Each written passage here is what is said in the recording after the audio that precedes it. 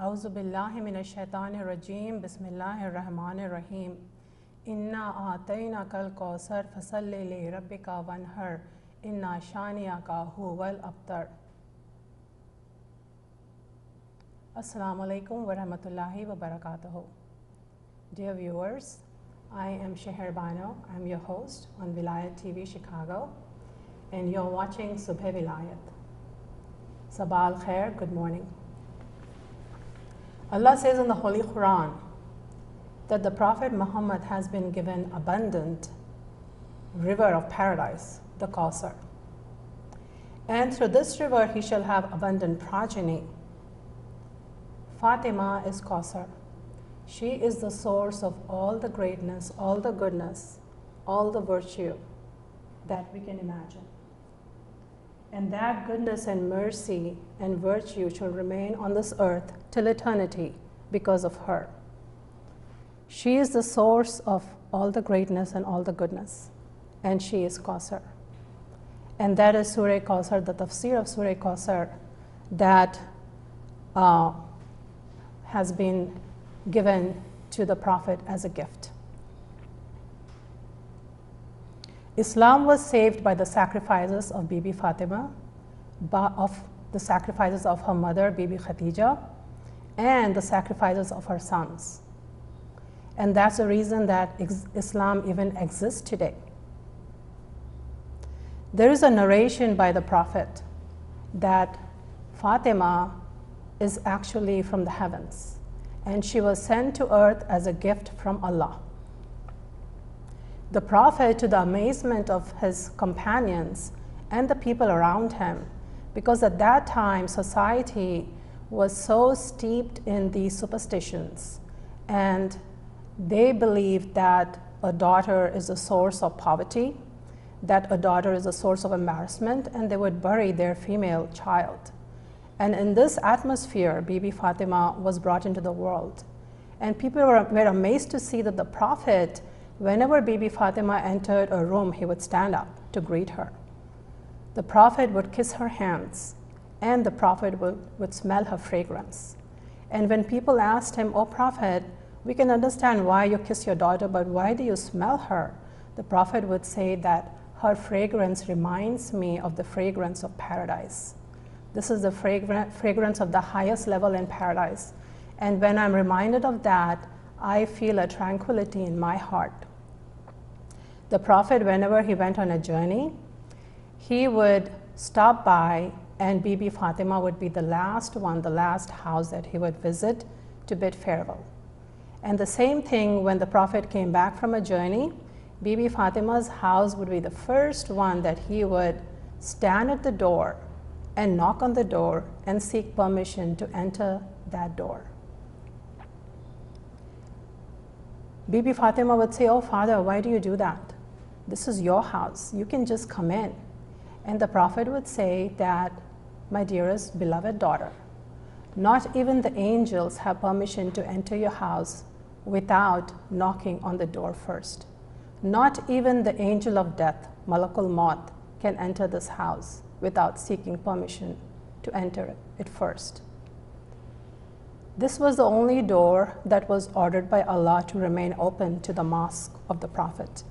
All the other doors were ordered to be shut. And alas, we know that this was a door that was burned down. This was a door that was kicked open. And this was a door that fell on our Bibi Fatima, and it injured her and broke her ribs. And it killed her 6-month-old baby Mohsin, who was in her womb at that time. Our Bibi suffered so much grief and so many calamities and so much tragedy. Her rights were snatched away from her. The rightful place of our Maula Ali was taken away from him, her husband. And what belonged to her, what was gifted to her by her father, the land of Fadak, was snatched away from her. In spite of suffering so many wounds physically, spiritually she wasn't broken down. And she taught us two great lessons. the first, that no matter what our circumstance, man, woman, or child, it doesn't matter what our gender, or our age, or our condition, that we should stand up for injustice and for oppression, which is what she did. She had that courage and that leadership. She stood up for what is right. And real courage is standing up for what is right, no matter what the circumstance. That is real courage and real bravery. And this is what she stood for. The second thing that she taught us is that we need to defend the Imam of our age, which is what she did. She is the first Shahida for the Velayat of Maula Ali. She stood up. She protected him. She came to the door protecting him. And she was injured. And her daughter, Bibi Zainab, followed in her footsteps. She also defended the Imam of her age. And this is something that we have to do as well. We also have to defend the Imam of our age. Before I go on, dear viewers, and introduce to you our chief guest for today, I would like to share a thought with you. It is from Nahjul Balagha. It is one of the sayings of our Maula Ali. And it is something that we can ponder over today. This is saying number 12 from most sources. If you just Google the sayings of Maula Ali, and this is number 12. Our Maula says, when blessings come to you, do not drive them away through thanklessness. So this is something that we can take with us, something to ponder on and think about, that Allah sends His blessings to us. We have so many ne'mats from Allah, so many blessings from Allah, so many blessings that we cannot even count. And when we are thankful for those blessings, then we are showered with many, many more blessings.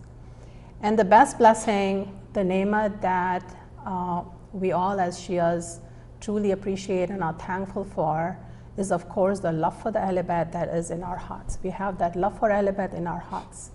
And this is the ne'mat that is given to us by Allah. So let us all be thankful for that ne'mat. With that, I would like to introduce our guest. And we are so very honored and pleased that he is here. He has taken the time out from his busy schedule to be here with us today at Velayat TV Chicago. And I would like to just introduce to you a little bit about him. Sayyid Abbas Rizvi is his name. He has 30 years of experience as director, manager, research scientist with pharmaceuticals and healthcare industry. He owns several patents in the area of optical physics for the development of novel devices for surface analysis of polymers. MashaAllah, we have so much talent in our community. These are people who not only excel in dunya, but also in deen as well. So Brother Abbas Rizvi has done a lot of research on Bibi Fatima's life. He has done a lot of research on Islamic history, women's rights, and the stance that Bibi Fatima took when her rights were snatched away from her. So mashallah, we have so much talent. He has written, it's a very well written book that I would like to show you now. It's called Shattered, and it talks about the sectarian divide and the start of the feminist revolution in Islam. And he has written this book along with his son Qasim Rizvi. So they are two authors of this book. And if you want to have access to this, if you want to buy this, I actually Googled yesterday night when I was looking it up. You can just Google Shattered Abbas Rizvi, and you should be able to get the link to where you can buy the book and have a copy of it. The other book that I really like and enjoy, of course, is Fatima by Ali Shariati, and this is also a really well written book. So these are two books that I really enjoy reading, and so we can make use of those books. So Brother Abbas Rizvi, we are so happy that you are here with us, and we really appreciate your time this morning. And I know that it took a lot of work to write this book. I mean, when I sit down to write, first of all, it's hard for me to focus. And then the second thing is that you really have to have that knowledge to be able to put something together as beautiful and eloquent as this book is. So tell us a little bit about what made you decide to write this book. Thank you very much for inviting me here, Dr. Shehrbano. And I'd like to thank Velayat TV for having me here. I'm here to share all my views. And in 2003, I went for Hajj, and I visited the Baqi. I was thrilled to go there, but when I went there, I was extremely disappointed. Because I asked people where the grave of Janab Fatima was, and I was told that there is no place where you can find the grave of Janab Fatima. It's unknown. And that was a big shocker for me. It's a big tragedy. Because I thought her graveyard was in Baqi. But anyway, I went there, I went inside, and I saw the 4 graves of our Imams, and I saw these guards walking around, you know, putting their imprints around those graveyards. And I was actually emotionally hurt. And I stood there, and I was trying to figure out that these were the 4 Imams who did so much for Islam, and without them, Islam would not be what Islam is today. And look how they maintained their graves. So I was actually extremely hurt. And also I was emotionally charged, and I just went down and spoke to one of the guards there, and we had some heated argument. And the gentleman who was standing next to me said, "Brother, move on, you can be in a lot of trouble." So anyway, I went back to my room, and I sat down and I tried to figure out why was this family of Prophet Muhammad's treated so differently than others. And I said, I have to do something about it. And there was a couple of thoughts that ran through my mind, and I said, you know, maybe I should write a book, or maybe I should write an article and move this forward. Anyway, I came back to America, and my 2 sons were visiting me at that time. and I told them about what happened in Baqi. And unfortunately, at that time, this was just after 9/11, and there was an explosion of news all over the place about the terrorism and how terrorism was connected to Islam. And my child, my son, was actually facing these issues in school, and he was trying to defend Islam. And then we hear about this news about these 2 planes ran by these 14 Saudis who crashed into these 2 buildings and killing about 3,000 people, taking 3,000 innocent lives. And my son at that time was a little bit interested in it, and he went back to his school. He was in the high school at that time. Then he called me a couple of days after, and he said, I am very much interested in joining you in writing this book, but he said on one condition. And I asked him what was the condition, and he said, well, we need to connect what is happening today with what happened 1400 years ago. I thought it was a brilliant idea, and I said, go ahead and do it. And that's how we started, and it took us almost 4 years to put this book together. I had to do a lot of reading, and he had to do a lot of reading because we were not familiar with Arabic language, and because most of the books on Fadak were either in Arabic or translations or in Persian. Anyway, we decided to put this book together, and it took us about 4 years, and we spent almost a year in the editing process, which was not easy because they had the editors had thrown out a lot of chapters that we wrote, and of course we were intimidated at that time, so we just agreed with whatever And wanted to publish. Who were the editors? There were two of them. I have their names in there, and there's a group of people who were told us that these chapters don't belong here. And anyway, the bottom line is that we finally decided and agreed to whatever they said, and published in 2009. And I'm now in the process of revising this book, because every time we go back 3-4 years behind, and you see all these new attacks on Fadak especially, and so we have to address those issues. And so I'm in the process of revising this book. MashaAllah. So Brother Abbas Rizvi, we know that women's rights is something that's a very important topic. It's close to our hearts as women, and we know that Bibi Fatima was a champion of women's rights. So how does the book cover the topic of women's rights? I think the book is basically entirely about women's rights. It's structured so that what Janab Sayyida did in the claim of Fadak is unbelievable. These were the extremely hard times, and you have just gone through part of it. What Janab Fatima faced immediately after Sakhifa,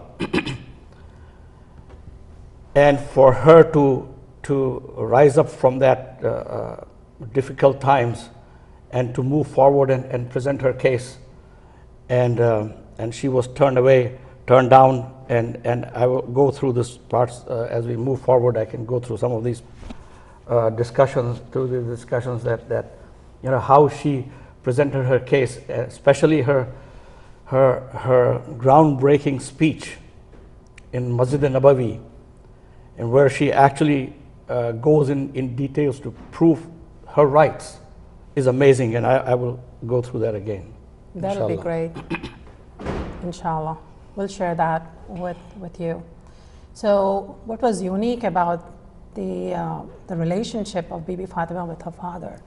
It amazed everybody around them that her father respected her so much. And like I said, the Prophet used to stand up whenever Bibi Fatima entered the room. And this is not the sunnah of the Prophet, because if it was, then every Muslim would be standing up when their daughter entered the room. This was something that the Prophet wanted to show people, that this is the position that Bibi Fatima has with Allah, and this is what he is respecting. What he's respecting is the position that Bibi Fatima has with Allah. So what was the relationship between Bibi Fatima and her father, and how unique was that? I think these bonds were extremely strong bonds, and they were both inseparable. Quran basically is an eulogy for Prophet Muhammad. And Muhammad and Quran are not different. And when Muhammad said, Fatima is a part of me, it was not Prophet Muhammad who was speaking. I think it was Allah who was speaking, that Fatima was part of Muhammad. and the ayat that I will quote is Yantikh Anil Hawa. That means Muhammad does not speak anything on his own. And basically that's what Fatima was. And if you go and look at her life from the beginning, she was born Muslim. She was born in a Muslim family at that time, because Islam has already been taken over by, has already started. and she was raised by Janabe Khatija and Prophet Muhammad. And when she was 10 years old, when they were in exile, she took care of her father and mother, and also Abu Talib. When it's called at Shebe Abu Talib. Shebe Abu Talib, exactly right. And then, if you go back and see what happened in Uhud, when people had left, ran off from the battlefield, it was only Janab Fatima who was there with her father, attending his wounds. So I think those bonds were extremely powerful and cannot be separated.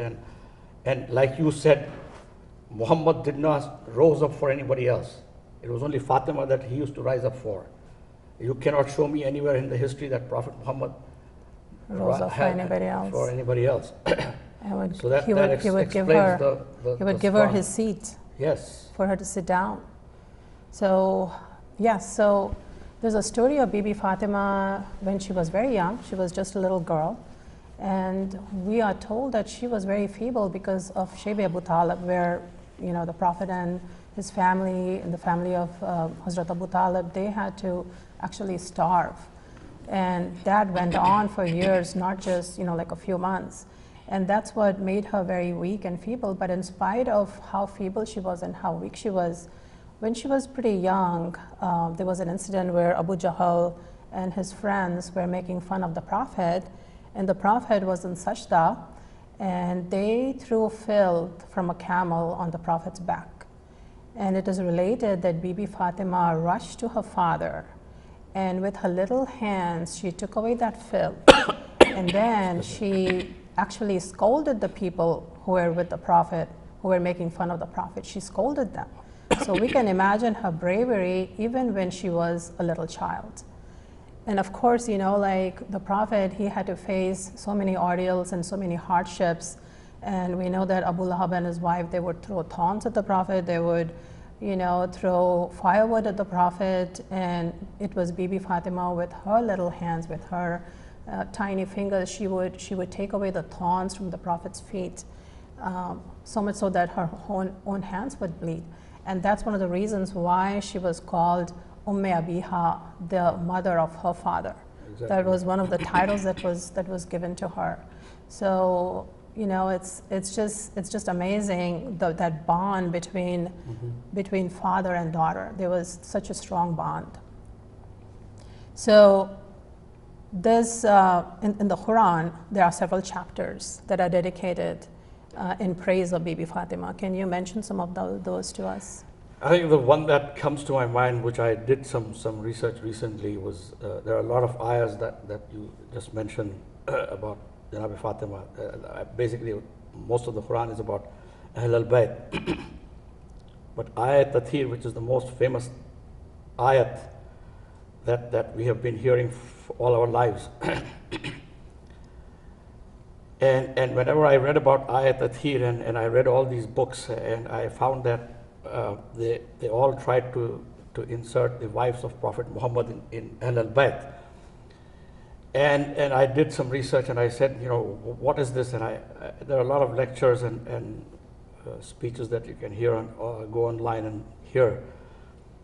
But what came to my mind was that I sat down and did the analyses of these. This is from Surah Ahzab, verses 28 through 33. This is the ayat that here is ayat 33. So I analyzed these ayahs, and I found that the ayahs from 28 through 32, and even the beginning of 33, it's all about the wives of Prophet Muhammad. And basically, these all ayahs are in giving warnings to them.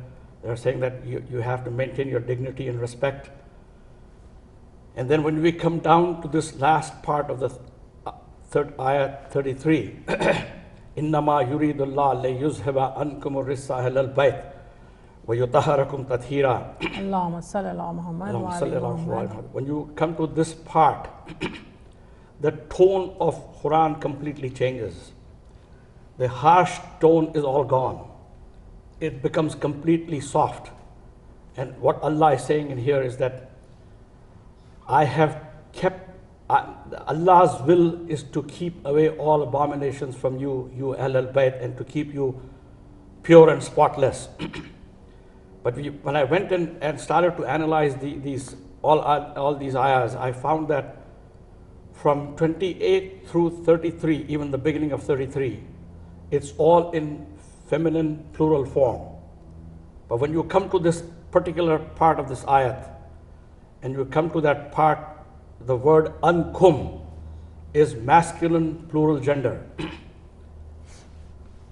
And I sat down and I read about it, and there are a lot of scholars who claim that ankum can have only one woman.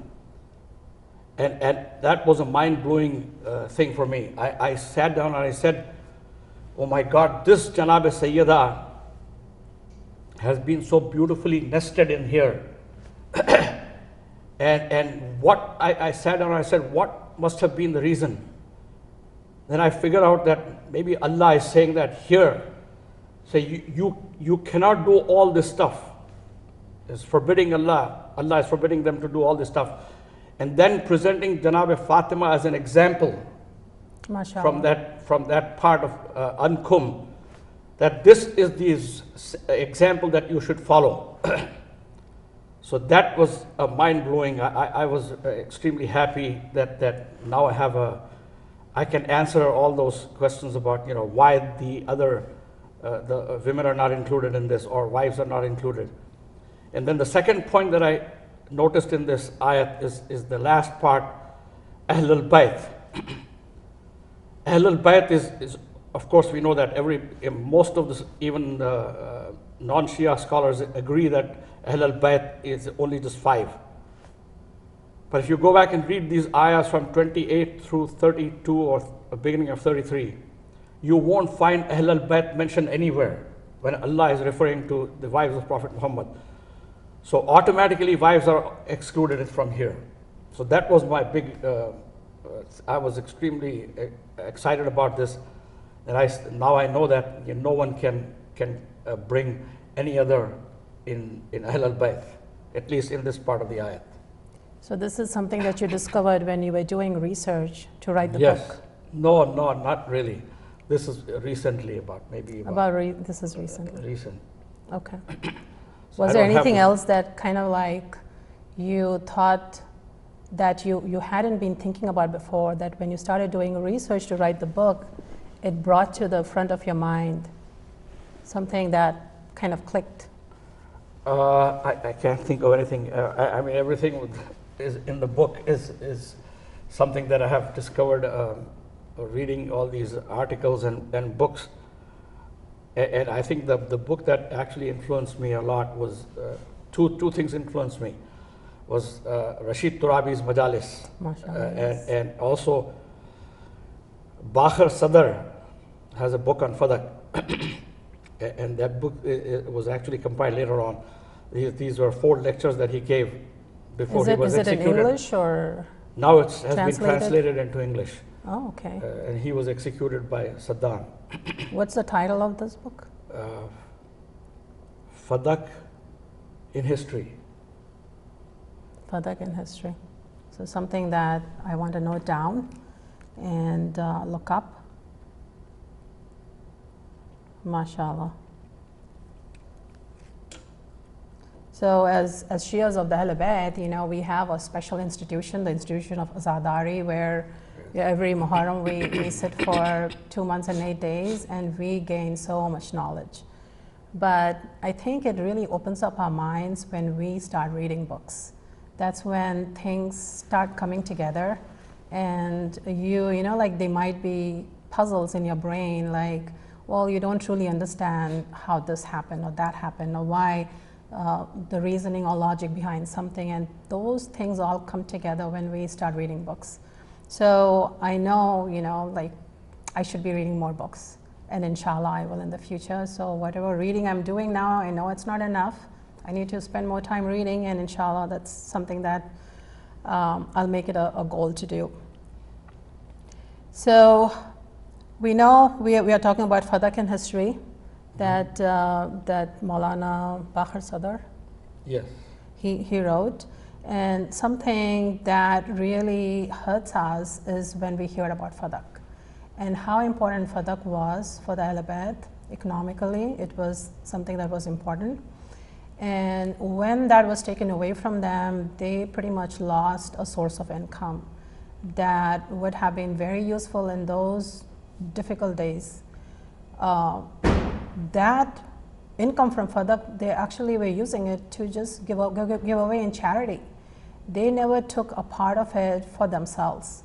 But just that thought or that intention of hurting the Ahl Bayt by taking away Fadak was enough to cause them, that feeling of injustice, which is why Bibi Fatima rose up and spoke on Fadak. She gave her famous khutbah. So what was the basis of Bibi Fatima's claim to Fadak? I will run through some of these ayahs that I have. Actually, there are two ayahs of Quran, and then I'm going to use one hadith, which has very seldom been used. It solves a major problem, and then I will read also ayat from Quran, and then it's tafsir by some of the experts like Zamakshiri and Fakhruddin Razi. And I will also include in this a view from a non-Muslim about this Fadak case. And what's his name? It's actually Leslie Hazelton. Oh, yes. Okay, anyway, the Quran, the ayahs that I want to quote are that for Fatima's case is Quran ayat, I think Surah Nisa, verse 9. This is the translator is Yusuf Ali. And let them stand in awe of God, those legal heirs who, if they themselves had to leave behind weak offsprings, would feel fear on their account, and let them remain conscious of God, and let them speak to the poor in a just manner. And then there is another ayat, also from Surah Nisa, verse 11, translator Yusuf Ali. Concerning the inheritance of your children, God enjoins upon you, the male shall have the equal of 2 females shares, and if there are more than 2 females, there shall be 2/3 of what their parents leave behind. And if there is only 1 daughter, she shall have 1/2 thereof. And then another from Surah Nisa, verse 7, translated Yusuf Ali. Men shall have a share in what parents and kinfolk leave behind, and women shall have a share in what parents and kinfolk leave behind, whether it be little or more, a share ordained by Allah. So these ayahs confirm that Fatima had had all the rights on the properties that Muhammad had at the time of his death. Yes. Okay, now I will go to an important hadith from Bukhari. This has not been often used, so I wanted to bring this out because this actually explains a lot of, gives a lot of information. This is Bukhari, volume 8, book 80, number 723, narrated by Sa'd ibn Abi Waqqas. This is Sa'd ibn Abi Waqqas relating this. I was stricken by an ailment that led me to the verge of death. The Prophet came to pay me visit, and I said, O Allah's apostle, I have much property and no heir except my single daughter. Shall I give 2/3 of my property in charity? He said, no. I said, half of it? He said, no. I said, 1/3. And he said, you may do so, though 1/3 is also too much, for it is better for you to leave your offsprings wealthy than to leave them poor, asking others for help. And whatever you spend for Allah's sake, you will be rewarded for it, even for a morsel of food which you may put in the mouth of your wife. The important thing to note from this hadith is that the Prophet is advising Sa'd ibn Abi Waqqas to leave as much as he can for his single daughter. And how can you believe that that same Prophet who is advising Sa'd ibn Abi Waqqas to leave maximum for his daughter will not leave anything for his own daughter? So this doesn't really make any sense. And then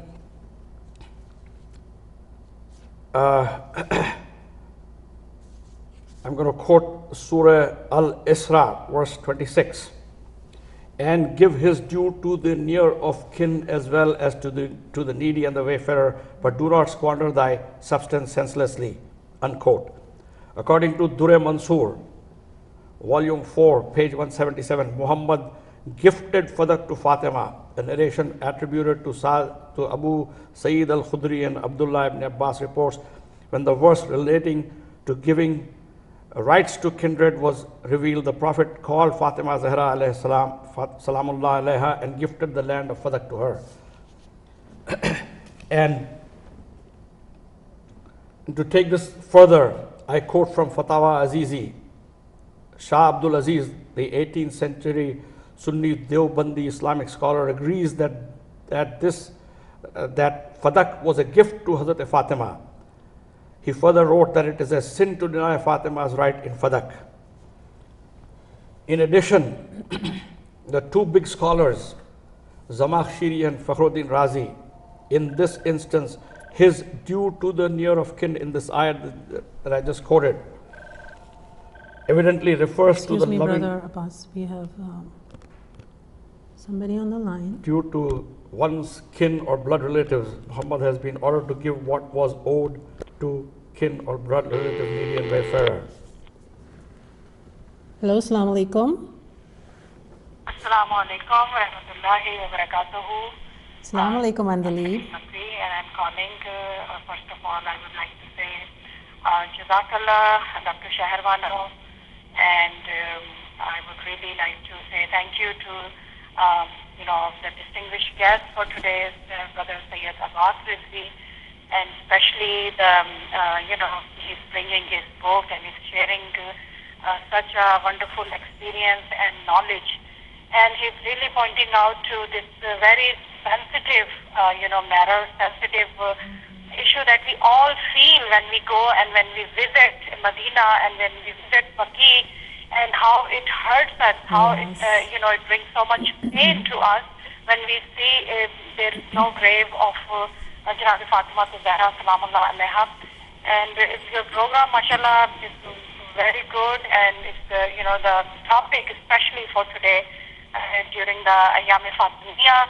I'm really listening, and I'm really enjoying the program, and about that we should know, we should have more discussions on Fadak, and we should let our youth, it's such an inspiring story about Brother Sayyid Abbas Rizvi and how he wrote the book with his son, and this is really inspiring for our youth, for our younger generation who are listening right now, and even for the parents, that how we can bring our youth towards Islam and towards the history of Islam, and learn more and more.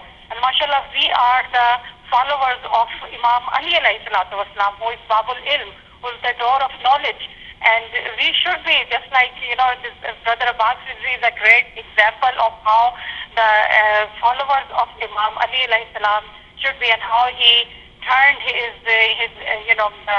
what he felt, his feelings after seeing how they're treating the graves of our Imams in Medina and in Baqi, and how he turned it and writing this book, how he turned his feelings and writing and doing such a great service to Islam.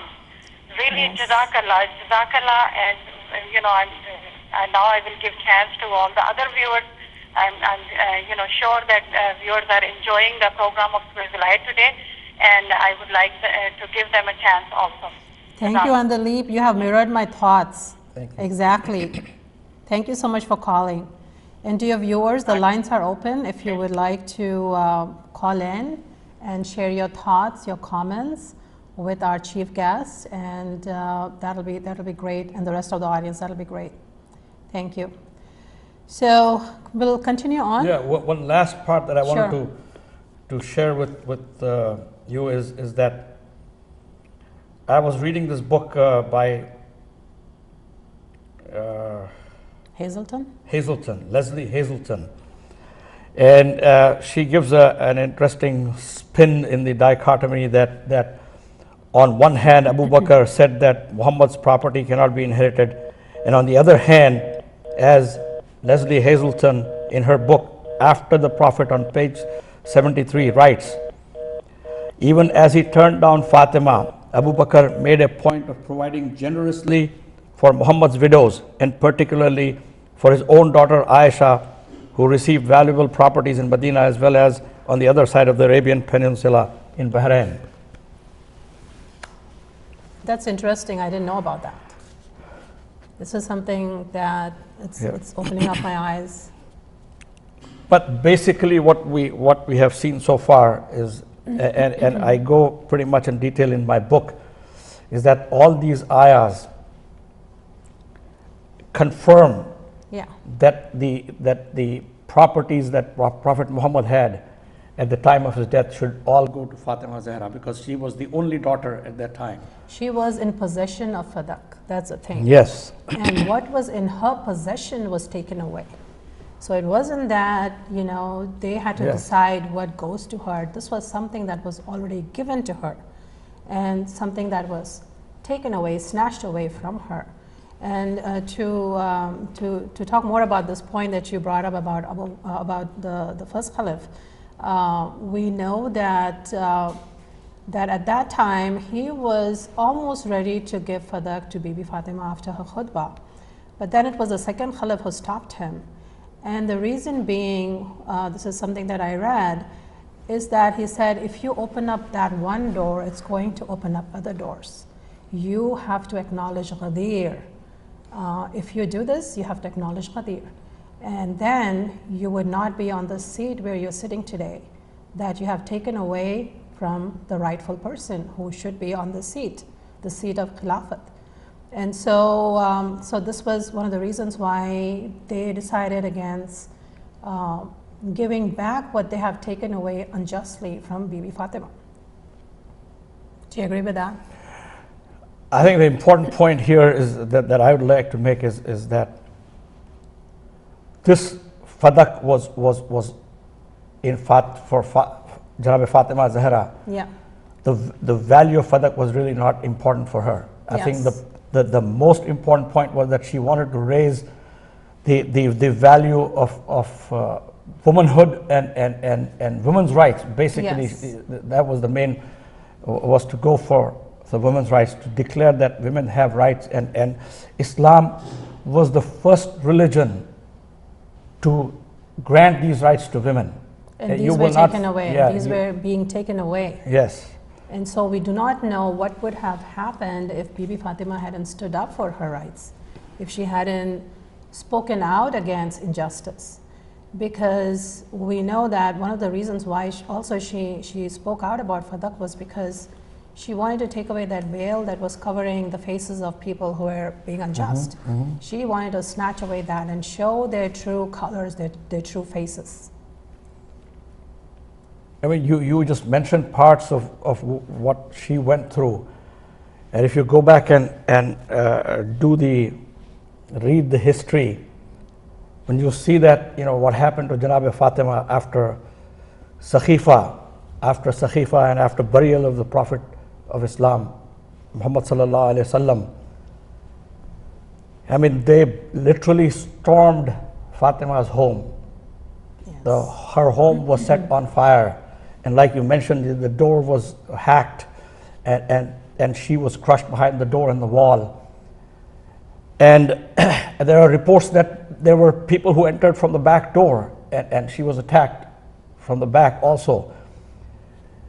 And what really hurts me, and I can't stop crying when I hear this, is that there were literally 4 babies in that home. Yes. Janab Kulsum was more than 2 years old, and Imam Hassan was not more than 6 or 7 years old, and they were there witnessing their mother being brutalized and hurt, probably lying in her own pool of blood. But the greatness of Janab Fatima Zahra is that just maybe 7, 8, I don't know how many days after, she rises up from there. Yes. And with a group of women, she walks over to Masjid al-Nabawi. Yes. And delivers one of the most powerful sermons you can ever hear, claiming women's rights and human rights. Yes. Where can you find leadership and courage like that? unheard of. And I would really invite those proponents of human rights and advocates of women's rights to come and witness what Janab Fatima did 1400 years ago. I mean, this is the same ladies whose one son literally carved La ilaha illallah Muhammadan Rasulullah with his blood in the plains of Karbala. And then one daughter shook up the foundations of Yazid and terrorism. And it's beyond our imagination how in chains she stood there.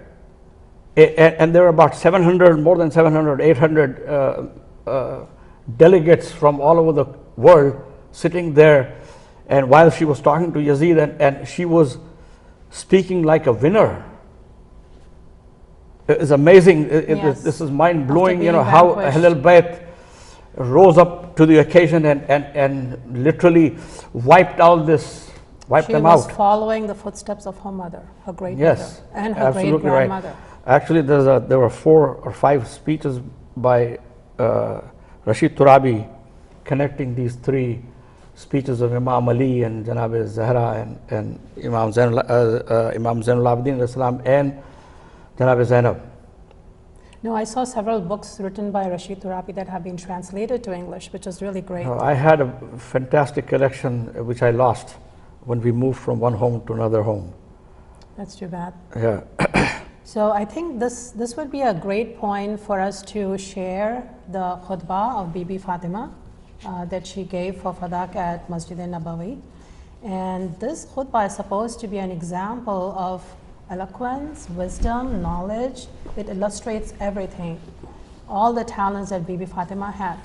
And this has been studied by scholars, by our religious scholars as well as other people, and they marvel at the use of language, by the way that Bibi Fatima talked to these people, explaining to them logically how she has the rightful claim to Fadak, and explaining to them her position for in the Ummah, in the Islamic Ummah. So would you mind sharing that from the book? But before I share it from my book, I want to make one comment that this khutbah or this sermon, the speech that Janab Sayyida gave in Masjid Nabawi, was so powerful and it was so comprehensive that I sat down and I thought about this whole thing. I went through the speech a couple of times actually. And then I didn't read Nahjul Balagha completely, but I heard about Nahjul Balagha. But I think this speech is a condensed form of Nahjul Balagha, in my opinion. And it's such amazing that we should everybody should read this speech. Yes, and at least once.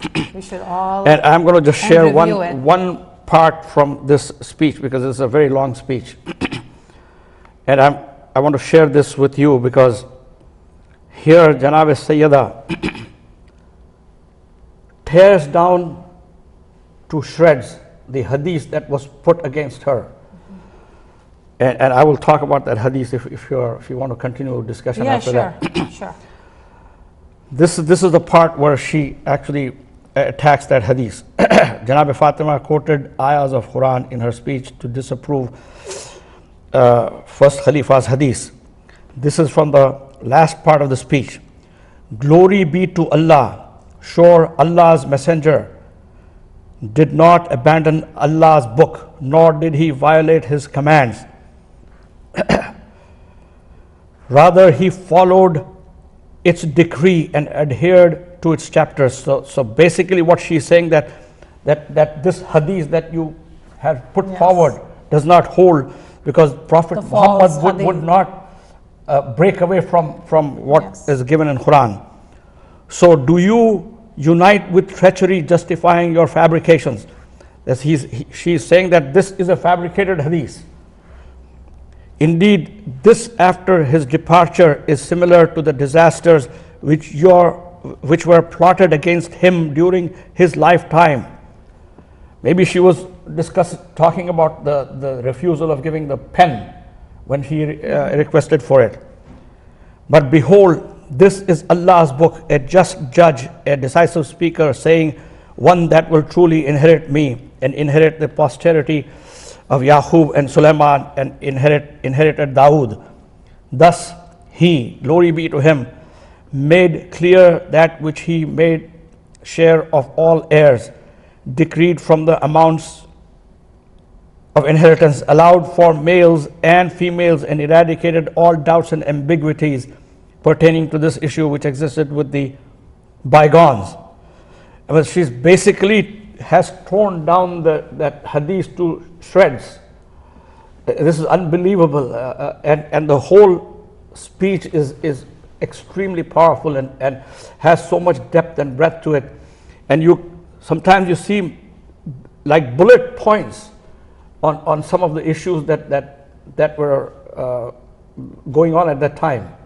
They were breaking away from the basic principles of Islam, and she was pointing out with bullet points. So I thought it was extremely powerful. So would you like to share the hadith that they brought forth? That is the false hadith. Yes, the hadith was put forward by the first Khalifa. And actually we have a whole chapter on the science of hadith where we go in pretty much detail to break down, which hadith is acceptable, which hadith is not acceptable. So this hadith, which says that Prophet Muhammad said that our property will not be inherited, whatever we leave is to be used for charity and sadaqah. This hadith does not hold any grounds for two reasons. One is that there is a hadith by Prophet Muhammad that any hadith that contradicts Quran should be discarded and thrown. On the basis of that, this hadith is completely thrown out. You can throw it out right away. And the second part is that this hadith was heard only by Khalifa I. And it's surprising that of all the people that were there, his own daughter was there, his son-in-law was there, and he would call only Khalifa I to whisper this in his ears. Is unacceptable. And the other point that I want to make is that according to the categories of ahadith, this hadith falls in the category of a weak hadith. That means it's not verifiable by a second person. Yes. So it will get thrown out anyway. So that's the part I wanted to share. If you just think about it logically, there is no way that the Prophet would go against what's written in the Quran and not give anything to Bibi Fatima, and he would leave her without any inheritance. It's just illogical. And we know that our faith is all logic. It's all logic and reasoning. And anything that goes against logic and reasoning is not part of our faith. And the case of Fadak is solid in favor of Janabi Fatima Zahra. I mean, this is one thing that they cannot disprove. They've been struggling to do this for 1400 years, and they have failed, and they're going to continue to fail. But the unfortunate side of this whole thing is that they still are sticking to their guns for whatever reasons. Because I heard very recently one of their scholars, or a big name scholar, had given a speech that this was a claim that Janabi Fatima did, and that she was Mazallah on the wrong, and therefore what was done was justified. It's very unfortunate, and I'm actually putting together 4 speeches to address that issue that he raised. That'll be great. So I know that part of this khutbah also has her own kind of like when she talks about herself. She explains her position to the people that are gathered there. Yeah, of course. Is that in your book? I have the whole speech, but what I did was I just put parts in the chapter, but in the notes section I have the entire speech. So there's a notes part in the book at the end? Yes. This is very useful. So people can refer back to... The notes section has... Is it in the appendix? I see it. over here. It's from page 221, 220. Yes. Anyway, the whole speech is here. But if we have time, I want to really read some parts of this book. Sure.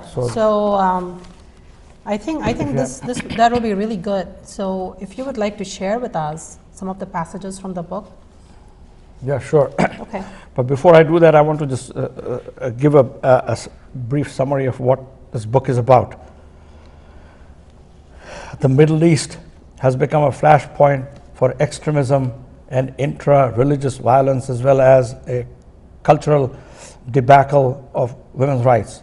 From the current derelict state of women's rights in Arab world to the current sectarian divide in Iraq and the ongoing hatred between Shia and Sunni Muslims, this book demonstrates the genesis of the collapse of the original Islam of Muhammad and the core of the split of these two sects of Islam, while also looking deep within one of the most powerful struggles for women's rights, the struggle led by Fatima Zahra alayhi salam, the daughter of Muhammad, that took place in the early days of the religion. Shattered explores what took place during and after these events. It presents a unique history of the Muslim world, touching on the ramifications of Fatima's stand for women's rights and the seeds of dissension planted at the death of Muhammad, while touching on all the crucial events from past to present that have turned horribly violent as a result of simple misinterpretations of the Quran and traditions by extremist groups such as those responsible for the horrible terrorist actions that took place on 9/11. So this book will provide an in-depth analysis of some crucial movements within Islam that have nurtured the hate drawn from hundreds of years of history, as well as provide forward-looking analyses on the concepts of freedom in Islam, human rights, women's rights, and modernist views, as well as reformist views and their place in Islam. So this book is pretty comprehensive, and I think we condensed it too much. It can be expanded into a couple of books. Yes. No, mashallah. Now that's a very important point you make, that all these extremists, these terrorists, they do things in the name of Islam because they have just taken the book and they have separated the Ahl Bayt from the book of Allah. And the Prophet, we know as Shias that the Prophet, before he left the world, he said, I'm leaving behind me two things. One is the book of Allah, the Quran, and one is my Ahl Bayt. And they are going to be together till the day of judgment. And these people have just forgotten about the Ahl Bayt, about their examples, their lives, what they did, and they have just taken the Quran and words from the Quran and twisted and turned them and made their own interpretations, and this is the result of it. Yeah, but it's still going on. What you just mentioned is still continuously going on. You see what is happening in Middle East. Yes. I mean, there's a United Nations full council who is doing the investigations on what's going on in the Middle East and North Africa, and you see what is going on in Iraq and Saudi Arabia and Bahrain and all these places, how the women's rights are being crushed, and without even the world acknowledging what was going on there. That's the sad part. It's very sad that we know that Bibi Fatima knew all about the events that were going to come, past, present, and future. She knew all about. She had that knowledge, and so we know that, like, why she was so sad, why she was grieving so much, is because she could see what was going to happen to the world in the future if they did not have our Maula Ali as the leader. She could see it. She could see it happening. Sure, yeah. So yeah, if you could. I wanted to just share some of the passages from this book. This is part of her statement that this is my interpretation of what I see in that. Fatima was embarking on a movement that was sure to turn the heads of those who were against the policies that were Quranically and morally unjust. Her speech, as we shall see, covered all of the core components of Islam, the deep insights into the philosophy of Islam, the meticulously concocted elements of justice, the significance of human rights, the revolutionary regulative laws enforcing honor and respect for women, full and equal rights for women, and maintenance of law and order. This is all Islam. I mean, this is what is should be followed. Were some of the highlights of her famous speech for the claim of Fadak. Then I talk about it. Then I'm going to share from another section Fatima's spoken words in the Masjid Nabawi as an opening statement. This is an important part. From a plaintive, possessed the hallmark of a revolutionary speech that invigorated women's rights. The depth and coverage of the depth and breadth of the coverage of the past, present, and the future was skillfully presented with a flawless delivery that left the opponents confused, vulnerable, weak, and speechless. Her arguments and reasoning were exceptionally well balanced and expertly choreographed. The structure of her speech was brilliantly cast into sections that first started with Tawheed, the belief in one God, Allah, and as she delved deeper in, she brought out the attributes of Allah that addressed every angle that needed to be covered, from the metaphysical corollaries that were expertly utilized in confirmation of Tawheed.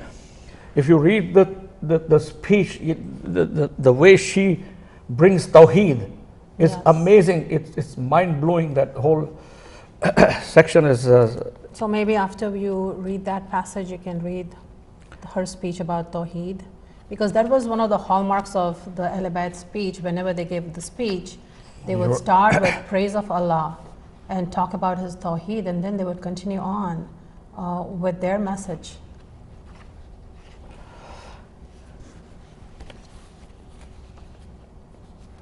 I want to read this part. This is actually the conclusion part, and I want to read two passages from here. This is when Janab Sayyida is entering the Masjid Nabawi, and observe the conditions. The stage was set. The place was the masjid. The court was the house of worship, and the case was before Allah. And the claimant was Fatima. That means she was claiming before Allah, not in front of the Khalif, first Khalifa or second Khalifa. And incredibly grief-stricken Fatima, only a few days back, was harassed. Her home was burnt, and her children were put through mental anguish by the first and the second Khalifa. A determined Fatima, the daughter of Muhammad, rose out of the smoldering fire, brushed off pain, and defiantly stood up to protect Islam from a formidable internal threat. As Fatima entered a packed Masjid Nabawi, the mosque built by Muhammad, people froze in awe, staring at the unexpected visitor who quickly took the center stage. Silence suddenly filled the air. Her words began to resonate in the Quranic language, and once again it appeared that Muhammad was back. Her flair, tone, and expression matched those of Muhammad. Those who once dared to contemptuously address the elite wife of Muhammad, Salma, cringed in vain as silence took control. Fatima shook up the pagan world 1400 years ago in a sermon in which she claimed her rights to Fadak. And the voice of Fatima still produces giant ripples as it gains momentum and amplitude with time. Her voice still triggers chills among the oppressors and despots. Echoes of her voice still induce crisp doses of energy to human rights, adding nuances to a classical revolutionary movement that she started centuries back. The revolutionary message transmitted by her speech for the claim of Fadak has become the voice, or actually should become the voice of every woman, regardless of her nationality, creed, class, and culture. MashaAllah. And this is so well described. I can almost see inside Masjid al-Nabawi. Yes, thank you. And see Bibi Fatima standing there and giving her speech with so much courage and so much eloquence, wisdom and knowledge. MashaAllah, it's so well written. Thank you. Jazakallah. So dear viewers, you can call in, the lines are open, and if you would like to share your comments or you have some questions for Brother Sayyid Abbas Rizvi, we welcome those, so do call in. And so that was very beautiful. So if you could read the beginning of the speech about the Tawheed of Allah, how the Ahl Bayt always started their speech, that would be great. I think I had the speech open just now. So this part, praise be to Allah for that which He bestowed upon us, and thanks be to Him for all that which He inspired and commanded in His name, for that which He provided. From prevalent favors which He created, He abundantly benefactions which He offered, and perfect grants which He presented. Such benefactions that their number is too plentiful to compute. Excuse me, Brother Abbas, I just want to make one point. This is exactly what our thought for today is. The saying of Imam Ali, or Maula Ali, when he says, when blessings come to you, do not drive them away through thanklessness. This is our Bibi Fatima thanking Allah for everything that He has given them. Please continue. I think the way she describes Tawheed, yes, you cannot find anywhere in any book. So would you explain that? Well, I mean, it's difficult to explain. It won't be easy to explain, but she provides all the attributes in such a way that it's amazing. You know, they all fall in place, and then you begin to see, you know, what your concept of Tawheed should be. See, she says, He recommended to them, His creatures, to gain more of their benefaction by being grateful for their continuity. He ordained Himself praiseworthy by giving generously to His creatures. I mean, this is the attributes of Allah she's presenting, yes, that you know, mashallah, mashallah. You know, Rahmatul lil Alameen is all condensed in this passage. Yes. Now, as we go on, I bear witness that there is no God but Allah, who is one without partner. A statement which sincere devotion is made to be its interpretation. Hearts guarantee its continuation, and illuminated in the minds is its sensibility. He who cannot be perceived with vision, neither can be described with tongues, nor can imagination surround His state. This is so beautiful. Unbelievably powerful. Yes. It is powerful. This is a match for what Maula has in You Nahj need al-Balagha. big philosophers to analyze Yes. this, really. And this people have studied this. They have written their Yes. PhD thesis on this khutbah. So, mashallah, this is so very inspiring and eloquent. My advice is that we should promote this Yes. like no tomorrow. We should just flood this internet with this message from Janab Sayyida. Yes, no doubt, no doubt. So, you said in the beginning that when you were writing the book, your son Qasim, mashallah, you know, it's very commendable, like Sister Andalib told us, that we need to really pull our youth into these kind of activities where they are involved as well, and they have that love for the Ahl Bayt in their hearts. It's really commendable that, you know, Qasim, mashallah, he was so very young at that time, and he wrote this book. School, yeah. Yes. So you said in the beginning that one of the conditions that he had made with you was that you would connect 1400 years ago what happened to the events of today. So where's that connection in the book? There's a chapter called, I forgot the title of the chapter, Reformists, Modernists, and Current Crisis. is the title of that chapter.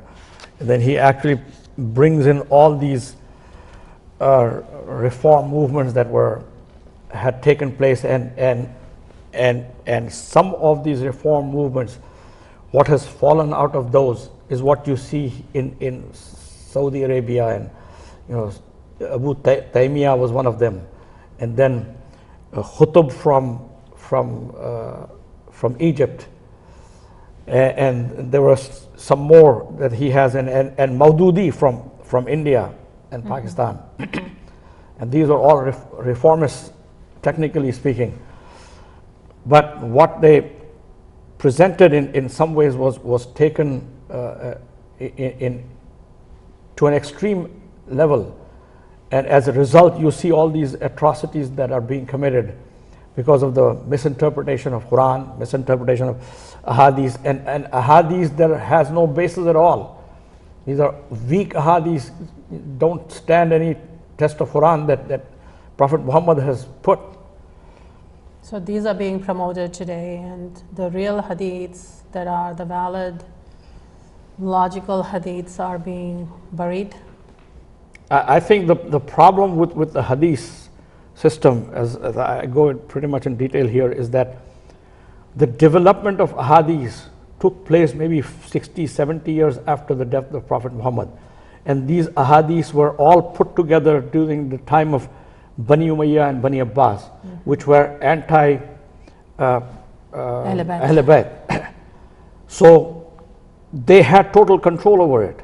So whatever they allowed went into the ahadith, and whatever they didn't allow probably didn't go, because these guys were all bankrolled. Bukhari, Muslim, Tirmizi, Tabari, they were all bankrolled by these Khalifas of that time.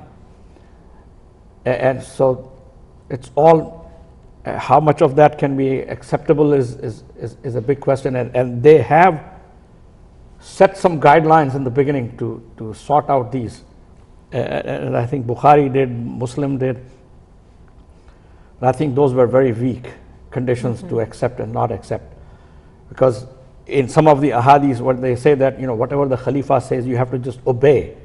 Even if the Khalifa is wrong, you're supposed to obey. And there was actually a book. Allah. There's actually a book written, What's Wrong with Islam, by Bernard Lewis from Harvard, in which he quotes this. And he says that this is what they believe in. And these Khalifas who call them Khalifas are misrepresenting Islam. Yes, that is so true. And even, like we know that there's so much money being spent today just to put these false hadiths in every mosque, so that people don't really have access to, like the real hadiths, but they have access to these false hadiths. And this is what they are being brought up with. When I went to Bakhi, there was actually, the guy showed me who the person who was running around with his shoes, showed me, the guard came in, he showed me that, hey, this is a hadith from Imam Ali. And I was spellbound. I read that hadith and I said, this cannot be from Hazrat Ali. He said, no, this is from Hazrat Ali. And this hadith was talking about, you can't go near graves, and you can't do this, you cannot do that, and some false hadith that he probably fabricated somewhere. And they have it all over the place. So, I mean, it causes a lot of confusion to people who don't have any background. Right, because they don't really look for, the authenticity of a hadith. I mean, they are there to just perform the Hajj and get out from there. And when they see all this, they actually believe in it. Unfortunately. That's just the sad condition of affairs that's around us. But like Brother Abbas Rizvi says, it's up to us to educate the world. It's up to us to educate the world about, who the Ahl Bayt truly are and what they stand for, and what is their position with Allah. And that's something, I know that we should all be involved in writing books and writing papers, in writing articles and posting it on the internet. And I want to say, I know that when you make a goal and you speak it out, then you really have to stick with it. So one of my goals is to write a book on Imam Hussain.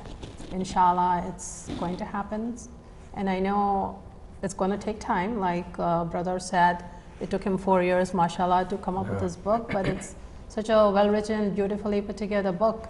So inshallah, maybe in the next 2 to 3 years, you will see my book on Imam Hussain. Inshallah. Inshallah. And what I would like to do with that book is just educate people about who our Imam Hussain is. And you know, there's some really creative things that people are doing today. I know that I saw on the internet that on the day of the Prophet's birthday in UK, they were distributing flowers. And every flower that they were giving to just people, you know, like random people on the street, they would just stop them with a beautiful smile on their face, and they would hand them a rose. And on every rose was a hadith of the Prophet, a beautiful saying of the Prophet. And that really, I think when people read those, they were affected, you know, like they could see what Islam is about and how it's so very different than what is being projected as the image of Islam. And that's something very creative. So we need to do something creative like that. And it's not just us, you know, like we need to bring in our youth to help us out with that love for Ahl Bayt in their hearts as well. Just they have to project that. They have to project that love for the Ahl Bayt. So Brother Abbas Rizvi, tell me, when you were writing this book with Qasim, Yes. did this bring you together? Did that bring you closer together? Of course, yeah, it did.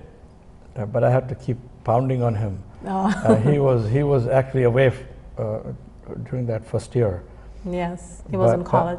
But then when he came back, but he was pretty much involved from the beginning, and he actually put down I think two or three chapters in this book, all his, and he made all the contributions. He did all the research, and basically I think what these kids do is they go online 90% of the time, and they grab all the information that is there. And I kept telling him that information is probably not accurate. Yes, I know, Wikipedia. And that can throw you off. So then we sat down and we actually purchased a lot of books for him to go through. And he helps me a lot. I write reviews on anti-Islamic books, and they're all available on the internet. That's great.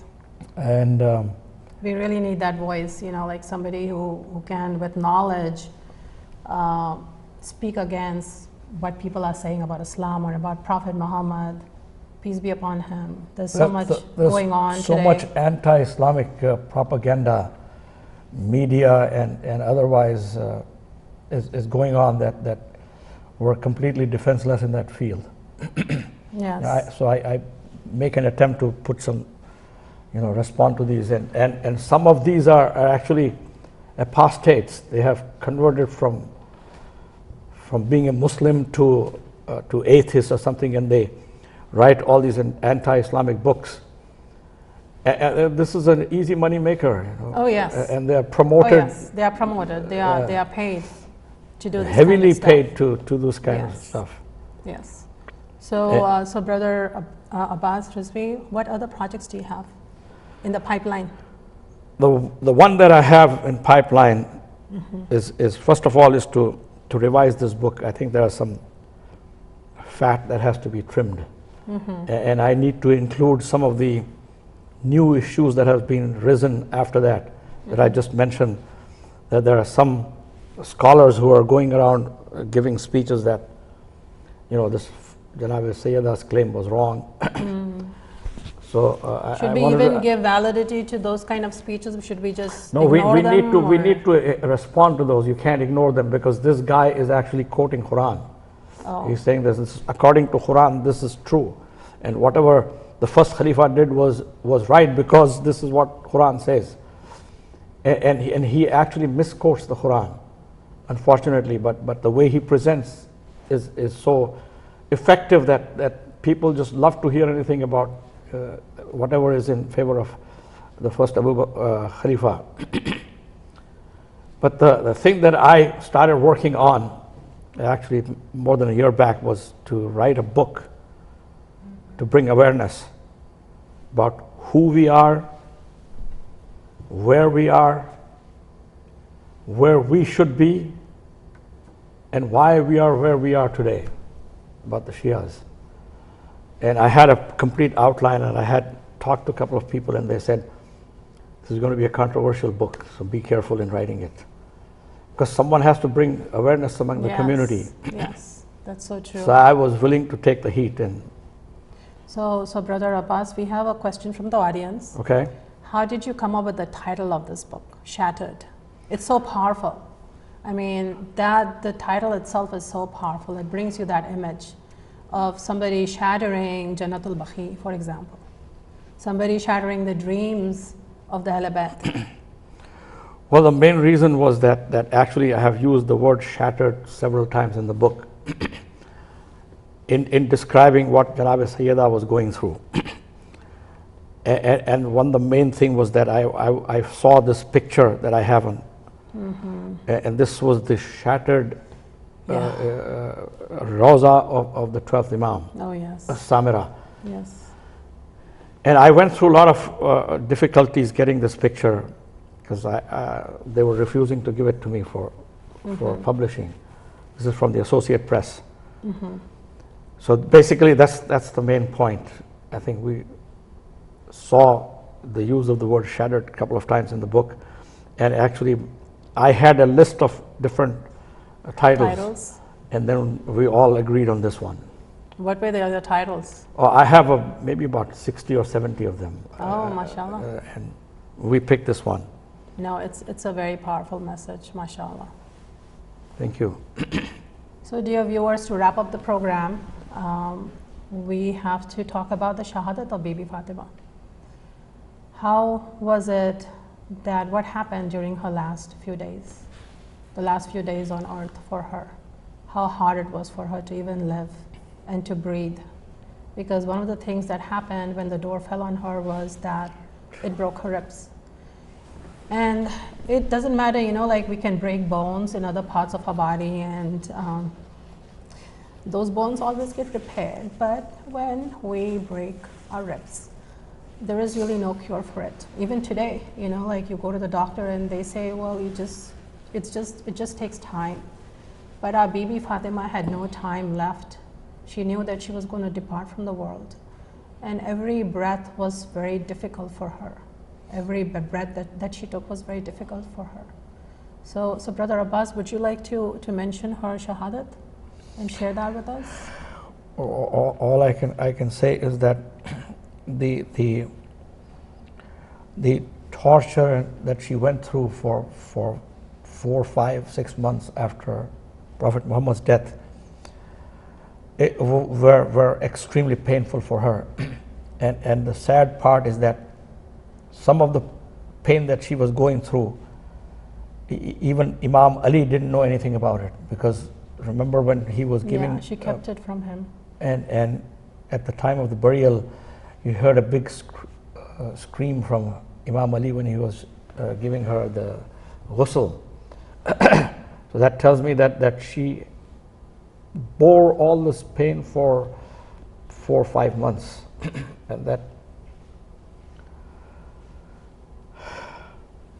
was very difficult. Yes, of course. No, the narration says that when our Mawla Ali was giving ghusl to his beloved wife, he went and sat in a corner and he started crying. And when he came out, people asked him, "Oh Mawla, why were you crying?" And he said, "I realized that my wife had broken ribs. I could feel it. I could feel it through her skin, her broken ribs." So we can imagine how much pain our Bibi Fatima was in during the last few days of her life. And what's also really heart-wrenching is that she wasn't allowed to weep for her father. She wanted to weep for her father, and she was denied even that basic right that we have. We all have that right to grieve over our dead ones, and Bibi Fatima was, even that right was taken away from her. And so our Mawla Ali had to build a special house for her where she would go with Imam Hassan and Imam Hussain, may our lives be sacrificed for them, and she would where she would hold their hands and take them with her to that house, the Bait al-Hazan, and then this is where she would spend time weeping and grieving over her father. So it's just so very sad. But like we said, one of the things that we have to be thankful for is this neema that Allah has given us, which is love for the Ahl Bayt. And with this love, the way we show love for the Ahl Bayt is, of course, through our words, but also most important is through our actions. It is how we behave, it is what we do, how we handle stressful situations, how we handle those difficult circumstances. And the Ahl Bayt are like a guiding light for us. This is the nur for us that is granted from Allah, and we just follow on in their footsteps. And we know that they had so many calamities, so many sorrows, but then they had that courage, that strength, that they rose up against injustice and against oppression, and this is what we have to do today. It's difficult for us living in this world as the Shias of the Ahl Bayt, but we have great examples in front of us. So dear viewers, I know our time is coming to an end. It's a pleasure to be with you this morning, and we have to thank our special guest, Brother Sayyid Abbas Rizvi, who has come and he has shared so many wonderful things with us, so much insight. Thank you. Insight into the life of our beloved Bibi Fatima. And we really thank him for his time and for so much knowledge that he has shared with us. And inshallah, may Allah keep him well, and may Allah bless his family. And may Allah give him the strength to write many more great books on the Ahl Bayt. So with that, dear viewers, I would like to ask your permission to say goodbye to you. Khuda Hafiz. And before we depart, let's raise our hands to pray.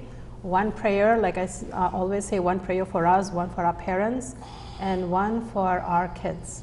So inshallah, let's start our prayer with Allahumma salli ala Muhammad wa ali Muhammad. Rabbana atina fid dunya hasanatan wa fil akhirati hasanatan wa qina azaban nar. Rabbana hab lana min azwajina wa zurriyatina qurrata a'yun waj'alna lil muttaqina imama.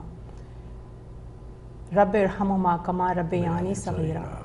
Allahumma salli ala Muhammad wa ali Muhammad.